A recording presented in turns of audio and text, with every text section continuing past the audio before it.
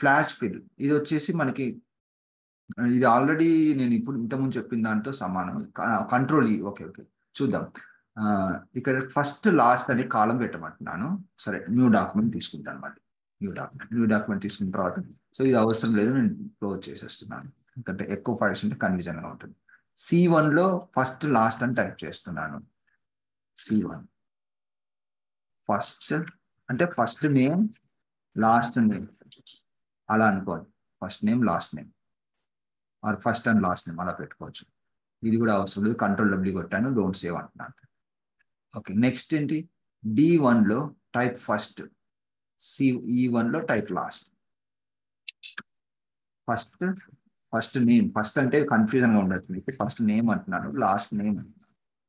Okay తర్వాత చూడండి.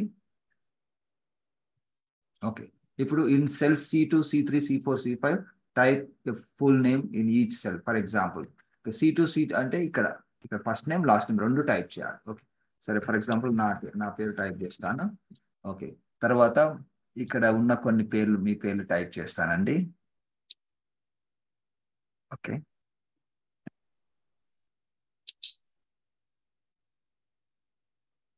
Okay initial అక్కడ నాకు కనిపించట్లేదు, బట్ ఇట్స్ ఓకే, నేను గా ఏదో టైప్ చేస్తాను. ఓకే అది జస్ట్ ర్యాండమ్ నేమ్ అనుకోండి. ఓకే లక్ష్మి.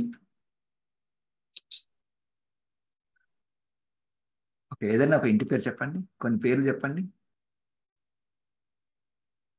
లక్ష్మి మోటూరు.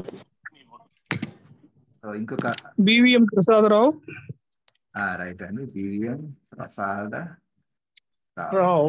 నేను ఇలానే రెండు పేర్లే పెడతానండి. అది స్పెల్ మనకు టూ నేమ్స్ ఉంటే అది కొంచెం కరెక్ట్ గా వస్తుంది, అది అర్థం చేసుకుంటుంది. ఇంకొక పేరు ఏదైనా M బాలాజీ. మారుతి జంబాగి. మారుతి జంబాగి కరెక్ట్ అండి. జంబాగి.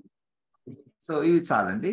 సో ఇక్కడ మనకు ఏమవుతుందంటే కొన్నిసార్లు మనకు ఒక రిక్వైర్మెంట్ ఉంటుంది. ఏంటంటే మనం డేటాబేస్ అంతా టైప్ చేసుకుంటాం.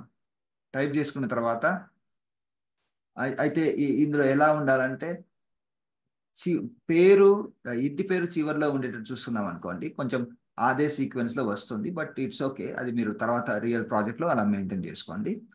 నేనైతే కొన్ని అలా రాశాను, కొన్ని ఇలా రాశాను, బట్ రియల్ ప్రాజెక్ట్స్ లో అలా ఉంటే బాగుంటుంది.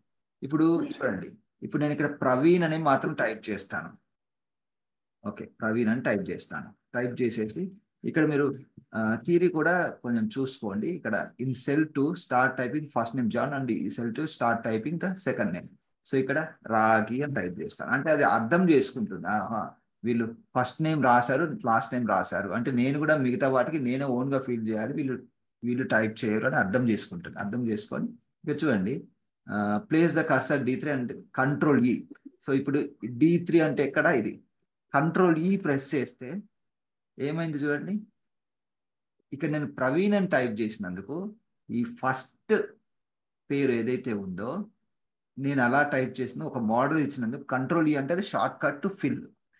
భరత్, లక్ష్మి, BVM, M ఇది correct. Okay sir. Maruti sorry Maruti RU పర్వాలేదు, ఇంకా అయితే మారుతి అది స్పెల్లింగ్ నేను ఇప్పుడే చూశాను, సారీ. ఓకే సో ఇక్కడ మనకి అలా ఫస్ట్ నేమ్ అనేది వస్తుంది. ఓకే సో ఫస్ట్ నేమ్ అనేది వస్తుంది. అదే విధంగా ఇక్కడ నేను మళ్ళీ దానికి హింట్ ఇస్తాను.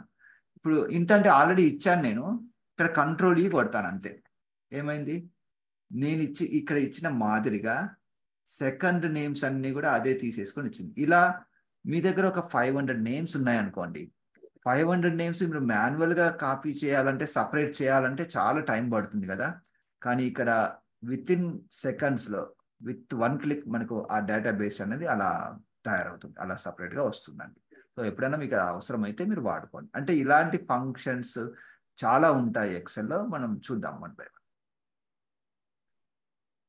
ఓకే అండి, సో ఇది మీకు అర్థమైంది అనుకుంటున్నాను. నెక్స్ట్ వెళ్ళిపోదాం. ఓకే నెక్స్ట్ వచ్చేసి